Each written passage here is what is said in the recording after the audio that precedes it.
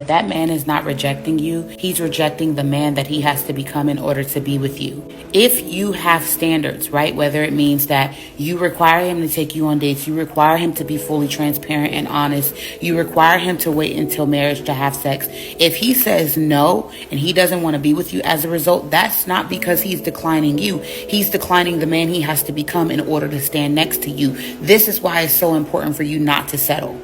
Because the only man that will cause you to compromise is the counterfeit. Your husband will honor your boundaries. The God-ordained husband will honor your commitments that you made to God. He will honor all of those things because he knows that it benefits him, especially if he's called to be your husband.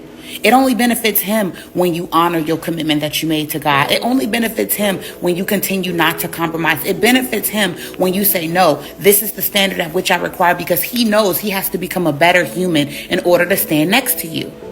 But a man that comes into your life trying to push you and tempt you into being something that you know you're not supposed to be, and to giving him things he did not have to work for, he doesn't want to grow. He just wants you to shrink so that y'all can stand next to each other. This is why you don't reduce yourself to stand next to anybody. This is not even just about marriage or relationships. Because if people want to stand next to you, especially with all the work and the healing and the things you've had to do to become all that you are, imagine settling. Imagine compromising. Imagine playing small just to stand next to somebody who's not done half the work. This is why I know your husband is going to be able to rise to the occasion of being the best man he can possibly be, so that he can look good standing next to you and not make you look bad by standing next to him. But a counterfeit gonna call you to compromise every single time. And the minute you compromise, you're gonna feel it. You're gonna feel the compromise every single time. I'm saying all that to say this.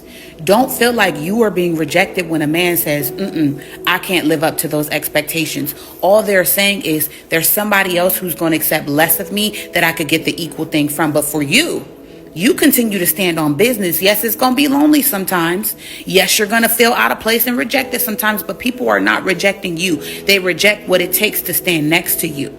Same way they do with God. In order to stand next to God, that means they have to obey. They have to put away with their vices and their sins and all these things that are really uncomfortable to let go of. But when you get in close proximity with God, it requires you to be better. It calls you higher. It calls you to sacrifice. That's the same way it gotta be when it comes to loving you. Because if you're standing next to God, if you're doing all your homework, if you're honoring all of your commitments and your core values, why the heck would you go and settle for somebody who's doing the exact opposite?